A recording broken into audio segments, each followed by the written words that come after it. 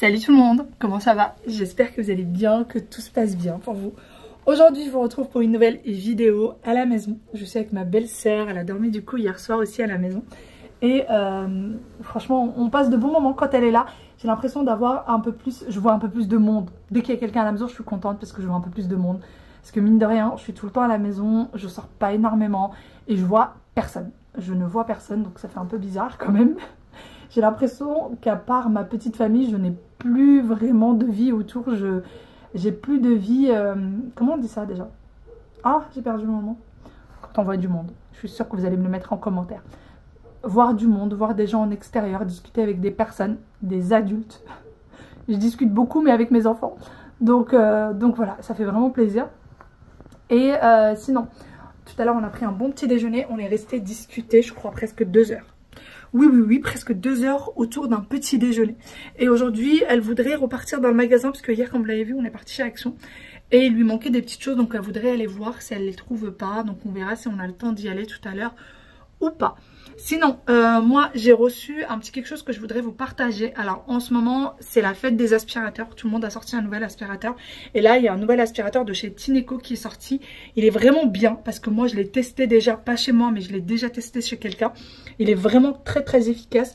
Par contre, il est assez gros, donc il faut avoir vraiment la place pour pouvoir le poser. Mais c'est hyper pratique parce que vous avez une station de vidange. Et du coup...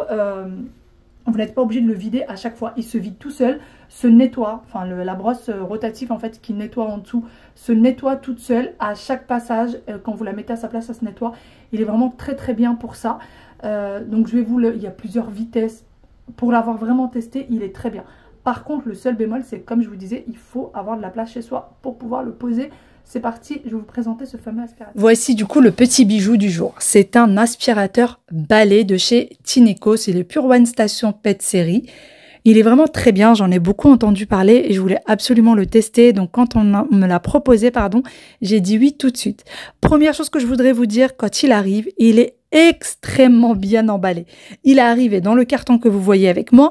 Par-dessus le carton, il y avait un sachet en plastique pour le protéger éventuellement de la pluie. Et par-dessus le plastique, il y avait également un autre carton. Donc c'est vraiment comme si vous receviez un véritable bijou. Et autant vous dire qu'il est quand même assez innovant. Moi, j'ai jamais vu un aspirateur aussi beau, je pense. Il est vraiment très beau. Et d'ailleurs, même les grandes marques françaises ont sorti quasiment les mêmes. On voit ça un peu partout en ce moment. Donc je sors tout ce qui est accessoire. Une fois que j'ai tout retiré, je vais retirer quand même le socle sur lequel il vient se poser, qui était caché tout en bas. Tout est arrivé impeccable et en bon état. Il n'y a pas énormément de choses comme vous voyez avec moi. Alors au début, j'ai essayé de comprendre et finalement, ça coule de source. Tout se pose facilement. Donc là, c'est la station de vidange. Bon, voici du coup à quoi est-ce que ça ressemble. Donc là, on a la station de vidange et donc là, l'aspirateur. Voilà, l'aspirateur est là. Et là, c'est la station de vidange. Donc en fait, vous n'êtes pas obligé de le vider à chaque fois. Et moi, à chaque fois, je me dis, mais pourquoi l'aspirateur ne fonctionne pas? Ah bah non, parce qu'il est rempli. Vous voyez, parce qu'en règle générale, les bacs ici sont pas très grands. Mais du coup, là, c'est immense pour pouvoir le remplir. La couleur, elle est magnifique. Elle est beaucoup plus belle en vrai qu'à la caméra, hein, sachez-le. Vraiment beaucoup plus belle. Et donc voilà. Et voilà à quoi ça ressemble. Alors, là, je l'ai mis à côté de son copain. Ça, c'est un aspirateur serpillière. Et là, c'est un aspirateur balai. Juste un aspirateur balai. Sauf que du coup, il y a la vidange qui est énorme. Vraiment énormissime. Donc, on va le tester. Hein. On va voir ce qu'il a dans le ventre. Quelques petites choses qu'on va essayer d'aspirer. Et on va voir du coup ce qu'il a dans le ventre. Je vais essayer de rajouter des petites choses beaucoup plus fines. Parce que là, j'ai mis du blé, des pois cassés. Et là, on va mettre un peu de semoule. Voilà. Et c'est parti. Lorsque vous utilisez l'aspirateur, ce qui est bien, c'est que vous n'êtes pas obligé de garder le doigt dessus. Donc, une fois que vous appuyez dessus, c'est parti. Vous rappuyez dessus quand vous avez envie, tout simplement, de l'éteindre. Donc, ça y est, c'est parti. On va voir. Et ça marche exactement comme les aspirateurs serpillères. Vous voyez, vous avez l'aspirateur qui devient rouge tout simplement parce qu'il détecte de la saleté. Et au bout de l'aspirateur, vous avez des petites lumières. Ça, c'est hyper pratique parce que quand l'endroit est un petit peu sombre, eh bien, vous avez plus de facilité à voir toutes les petites poussières, petites saletés, etc. Donc, pour l'avoir également essayé sur les tapis, il est très efficace et très performant. Une fois que c'est fini, je vais venir le remettre sur sa station de vidange. Donc, automatiquement, il va venir se vider dès qu'il détecte de la saleté, de la poussière, etc. Donc, vous voyez avec moi, tout ce que j'ai aspiré est venu se mettre dans la station de vidange et la brosse se nettoie également automatiquement. Ensuite, je vais retirer l'aspirateur. Vous voyez, dans le bac à poussière, il n'y a plus rien. Voilà l'endroit par où passe du coup la poussière pour se vider ou les saletés pour se vider. Et donc, je vais venir retirer le bac de vidange avec une seule main, c'est hyper facile à faire. Et voici où est-ce que se trouve la poussière. Donc c'est parti, on va vider tout ça et vous allez voir que c'est très facile d'ouvrir le tout. Il y a simplement à appuyer sur la petite languette et le bas s'ouvre et vous avez du coup tout ce qu'on a aspiré. Le réservoir a vraiment une très grande capacité. Vous avez d'ailleurs deux autres accessoires qui sont très pratiques. Le premier qui est très pratique pour tout ce qui est acarien, donc vous pouvez l'utiliser pour les matelas, les canapés. Donc c'est parti, on va faire la démonstration et vraiment ça aspire très très bien. Moi je connais très bien ce petit accessoire qui est disponible dans pas mal d'aspirateurs de chez Tineco. Donc vous pouvez venir aspirer vos canapés avec. Moi j'aime beaucoup retirer carrément les housses et nettoyer le bas du canapé. Mais ce jour-là c'était propre. Donc je vous ai montré tout simplement comment est-ce qu'on peut l'utiliser. Et vous avez également le deuxième accessoire qui est celui-ci. C'est un 2 en 1. Donc on peut dire qu'il y en a 3 au total. Donc là, moi j'aime bien utiliser celui-ci pour les recoins du canapé. Ou sinon vous pouvez utiliser l'autre pour tout ce qui est manteau. Regardez, de temps en temps, vous avez la petite lumière qui devient rouge, tout simplement parce qu'elle a détecté de la poussière. Une fois que c'est terminé, je remets l'aspirateur en place et il va venir se vidanger. Donc à chaque fois qu'il détecte la moindre petite poussière, il se vidange automatiquement et il nettoie également la brosse. Et ça, c'est vraiment très pratique. Donc vous voyez, il a détecté de la poussière, c'est parti pour se vidanger. Et également pour nettoyer la brosse. Comme vous l'avez vu du coup, l'aspirateur il est franchement pas mal du tout. Vraiment il est pas mal du tout. Moi je suis plutôt contente parce qu'à chaque fois, en fait, il faut savoir, je sais pas comment ça se fait, je sais pas pourquoi, mais chez moi j'ai l'impression qu'il y a énormément de poussière. Je sais pas, j'ai l'impression qu'il y a plus de poussière. C'est peut-être juste parce que c'est plus grand, donc forcément il y a 2 fois plus de poussière parce que c'est 2 fois plus grand, je sais pas. Et du coup j'ai l'impression que je passe mon temps à vider le balai aspirateur. Donc là je suis quand même contente parce que j'en ai pour un moment avant de le vider. Ah oui, il y a aussi le fait que mon tapis en laine, en fait quand je passe l'aspirateur, faut savoir ça d'ailleurs si vous voulez un tapis en laine, quand vous avez des tapis en laine, ça, quand vous aspirez, il y a beaucoup de laine qui se retire des tapis. Comme me dit mon mari, un jour on n'aura plus de tapis tellement la laine part. Et en fait ça remplit directement l'aspirateur. Et du coup on est obligé de le vider à chaque fois. Mais vraiment, chaque passage on est obligé de le vider. Sinon ça bloque l'aspirateur et ça bloque même le filtre. Alors que là ça se vide. C'est ça qui est bien. Et sinon, comme je vous disais, il va falloir que j'aille avec ma belle-sœur à Action. Parce qu'elle voudrait prendre des petites choses qu'elle n'a pas trouvées hier. Et moi aussi j'ai pris un petit quelque chose d'ailleurs. Je sais pas si je vous montrerai. Je verrai. Et il me manquait aussi quelque chose, donc je vais voir. On verra si on trouve tout ça. Donc c'est parti. Bon, ça y est, on est sorti, quasiment arrivé à Action. On est habillé très très chaudement parce qu'il fait hyper froid aujourd'hui. Je crois qu'au maximum il fait 2 degrés. 2 degrés. Il fait très froid. Mais bon, rebelote chez Action. Je me souviens même plus. Tu voulais prendre quoi déjà? Ah oui, des assiettes creuses. Parce que hier elle avait hésité et là finalement c'est décidé à aller les chercher. Donc on y va. Et moi hier j'ai pris des petites choses. Il manque une chose, j'espère que je vais trouver. Je vous montrerai ça tout à l'heure de ce que j'ai pris hier. J'ai eu tellement un coup de cœur. Je vous montrerai tout à l'heure. Bon allez, on y va. Franchement je suis bien habillée, j'ai pas froid au niveau du corps. Mais le visage et les mains sont gelés. Go. Les fameuses assiettes creuses qu'elle voudrait prendre, c'est ceux-là. C'est les mêmes que le service que j'avais pris. Moi j'avais pris des assiettes plates, mais elles y sont plus. Et j'avais pris aussi les bols. Et elle voudrait prendre les assiettes creuses. Voilà. Hésitation, est-ce qu'elle en prend 4 ou est-ce qu'elle en prend 6? Terminé chez Action, ça y est. On a trouvé quasiment tout ce qu'on voulait, à l'exception des tasses et sous-tasses. Elle voulait prendre les tasses et les sous-tasses qui allaient avec le service de ce que je vous ai montré chez Action. Elle les a pas trouvées, c'est pas grave, on verra dans un autre magasin une autre fois. Ou peut-être, il me semble qu'il y a Action aussi pas loin de chez elle, peut-être qu'elle trouvera là-bas. Ensuite, je l'ai déposée à la maison et moi j'ai rendez-vous là chez l'esthéticienne pour me faire la manicure et pour aussi enlever la forêt amazonienne. La forêt amazonienne qu'on ne voit pas à la caméra, ou presque, heureusement, et aussi le duvet. Voilà, ça c'est mon rendez-vous du mois. J'ai un rendez-vous par mois chez l'esthéticienne et j'y tiens. Vraiment, j'y tiens. J'aime bien y aller les lundis parce que le lundi, il y en a une seule en fait. Enfin, l'esthéticienne, elle est toute seule. Il n'y a pas sa collègue. Donc, je suis sûre d'être prise par elle. Et c'est pour ça que je prends toujours le rendez-vous le lundi pour ne pas me faire avoir. J'ai pris du temps avant de comprendre que le lundi, c'était elle qui était là toute seule. Mais voilà, j'y tiens. Donc, c'est parti. J'espère que je trouverai où me garer facilement parce que je suis déjà très ric-rac avec l'heure là. J'ai rendez-vous dans 4 minutes. Pas persuadée que j'arriverai en temps et en heure, on verra bien. Surtout qu'il y a beaucoup de travaux là dans les environs avec les JO 2024. Ça engendre tellement de travaux, mais tellement de travaux sur Paris et sur l'île de France en règle générale, c'est horrible. Mais bon, c'est comme ça, il n'y a pas le choix. On y go. Est-ce que j'ai pris mon téléphone? Oui, j'ai pris mon téléphone. Je vous retrouve bien après, je suis passée chez l'esthéticienne, j'ai récupéré également les enfants et en rentrant à la maison, ma belle-sœur voulait préparer le goûter et je lui ai dit d'attendre un petit peu que j'allais préparer des petites choses qui peuvent servir pour un apéro dînatoire lorsqu'il y aura les fêtes. Je me suis dit comme ça, je vous donne quelques idées supplémentaires et en même temps, nous, on aura un goûter plutôt gourmand et sympathique. Donc, je vais préparer 2 petites choses et vous allez voir, super facile encore une fois et vraiment extrêmement bon. D'ailleurs, il n'y en avait plus du tout.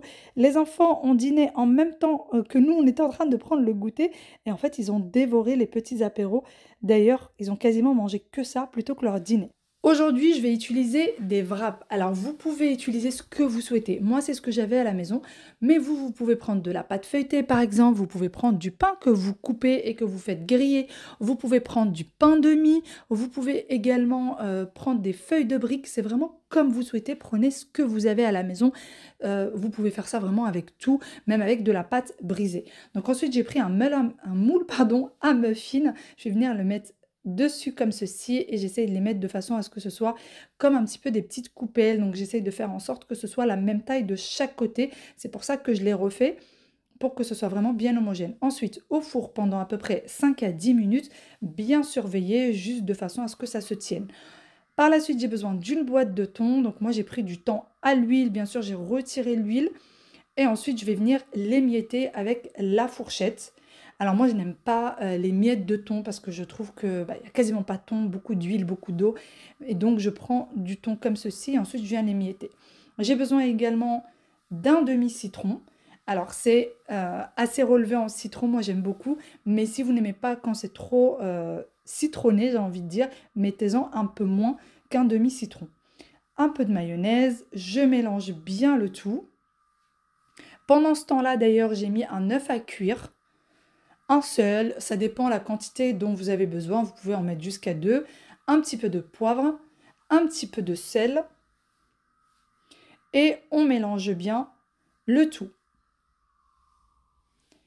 Et par la suite, j'ai du coup pris l'œuf que j'ai fait cuire et je vais venir le mélanger au tout. Donc vraiment de façon à ce que ce soit homogène et que ce soit bien émietté. J'ai également des tomates cerises. Donc, je viens couper mes tomates cerises en rondelles comme ceci. Alors, vous pouvez les faire du coup avec des tomates cerises ou vous pouvez les faire avec autre chose. Vous allez voir avec moi que personnellement, j'ai coupé des tomates cerises, que j'ai commencé à les mettre et que finalement, vous allez voir ça avec moi à la fin, j'ai sorti du coup les wraps du four. Donc, vous voyez, ça fait des petites coupelles. On ne se rend pas bien compte comme ça, mais une fois rempli, vous allez vous en rendre compte. Donc, vous voyez, ça maintient bien le tout. C'est ni trop dur, ni pas assez. Donc, vous pouvez mettre, comme vous voyez avec moi, les petites tomates cerises. Ça fait vraiment très sympathique. Et vous voyez, c'est très facile, très rapide à faire. Et par la suite, je vais continuer du coup à remplir toutes les coupelles et je viendrai mettre la garniture par-dessus. D'ailleurs, j'ai même rajouté 2 petites coupelles de wrap parce que je trouvais que c'était pas assez. Et dans ma présentation, ça faisait pas joli non plus. Et ensuite, j'ai changé d'avis, donc j'ai pris des olives noires, puisqu'après, j'allais faire autre chose avec les tomates cerises, et donc je voulais en fait que ce soit assez coloré. Essayez de faire en sorte de mettre plusieurs couleurs pour que ce soit un peu plus joli, même à la vue. Et ensuite, j'ai pris du pain de mie que je suis venue couper en rondelles. Donc le reste du pain, d'ailleurs, je ne le jette pas personnellement, je le remets dans le sachet et je l'utilise plus tard pour autre chose, ou parfois tout simplement faire des petites tartines. Je le fais griller au four ou au grille-pain et je les utilise comme petites tartines. Donc une fois que j'ai coupé les rondelles, je vais venir les mettre au four, vraiment 5 petites minutes à 180 degrés. 5 minutes largement suffisantes, puisqu'on va les remettre au four un peu plus tard. Là, c'est vraiment juste que ce soit bien croustillant. Et par la suite, j'ai pris les tomates cerises. Et donc là, je suis venue couper chaque demi en 4. Je voulais vraiment faire l'essai. J'ai décidé de le faire avec vous pour vous montrer que vous pouvez vraiment utiliser les choses de différentes façons. J'ai de la sauce pesto du commerce et des pignons de pain. Les pignons, si vous n'en avez pas, c'est pas grave. J'ai pris du coup les toasts que j'ai sortis du four et je vais venir étaler la sauce pesto par-dessus. Alors, ces petites bouchées, elles sont extrêmement bonnes. Oui, je pèse mes mots, c'est super bon, vraiment, testez-les. D'ailleurs, normalement, on peut les faire en grandes tartes. Moi, j'ai décidé de les faire en petites bouchées. C'est vraiment un délice, ça s'est arraché. C'est la première chose d'ailleurs qui a été terminée sur ce petit plateau. Donc, j'étale le pesto sur les petites rondelles de pain, déjà grillées au préalable, légèrement grillées. Vous voyez, ils sont encore un petit peu blancs. D'ailleurs, la sauce... Prenez celle-ci, je sais qu'il existe plusieurs marques. Moi, je trouve que celle-ci, c'est vraiment la meilleure. Elle est vraiment très bonne. Une fois que j'ai bien tartiné mon pain, je vais venir mettre les tomates. Alors, j'ai mis au début comme ceci et je trouvais qu'en fait, ça faisait beaucoup trop gros. Donc, j'ai mis des petits morceaux de tomates comme ça que j'ai coupés juste avant. Alors, j'ai aussi mis comme ça parce que je trouvais ça plus joli. Et en plus de ça, ensuite, je vais tout remettre au four et il faut que ce soit assez cuit. Donc, je vais remettre le tout à cuire. Alors, on n'a pas besoin que les tomates soient fondues. Pas du tout. Juste un petit peu cuites, ça suffit largement. Puisque si vous les laissez trop au four, eh bien, le pain va durcir, va brûler tout simplement. Alors, vous pouvez également les faire avec de la pâte feuilletée. Et là, vous pouvez laisser cuire tranquillement parce que la pâte feuilletée va prendre le temps de cuire. Alors que là, notre pain est déjà cuit. Il risque de brûler si vous le laissez longtemps au four. Et je trouvais que c'était plutôt sympa comme ça avec les petits morceaux de tomates. Ça faisait beaucoup plus gourmand. Au final, chaque tomate cerise, je l'aurai coupée en 8 au total. Puisque là, ils sont déjà coupés en demi, donc je viens les couper en 4. Vraiment, essayez ces petites bouchées. Ah là là, vous allez voir. Ça va partir très vite de votre table. Et voilà, je continue à les couper et à les mettre. En 15 minutes à peu près, vraiment, en 15 minutes, tout était prêt, tout était fait. Une fois que c'est terminé, je viens mettre quelques pignons de pain. Donc vous les mettez juste après les tomates, comme ça va griller un petit peu au four et ça va devenir assez croustillant. Si vous n'en avez pas, c'est pas grave, vous n'êtes pas obligé d'en mettre. Moi j'en avais, donc j'ai décidé d'en mettre parce que les pignons de pain, ça va très bien avec le pesto, c'est très bon. Et en plus de ça, ça donne une petite allure. Donc vous voyez pourquoi est-ce que je n'ai pas mis les morceaux de tomates sur l'autre préparation, tout simplement pour avoir plusieurs couleurs différentes sur la table. Bon, ça y est, c'est terminé. Je voulais rajouter un petit peu de fromage. Alors j'ai pas laissé les tomates cuire entièrement, j'aurais pu les faire confire un peu à la poêle et après les mettre dessus. Mais voilà, j'ai décidé juste de faire comme ça, c'est très bien. On va les mettre juste là et on va avoir un goûter plutôt sympathique. Est-ce que j'en mets 3 ou est-ce que j'en mets 2? Bon, allez, soyons gourmands. On va en mettre 3. Hop. Voilà. C'est vite fait bien fait. Hein. En un quart d'heure, tout est terminé. Voilà ce que ça donne.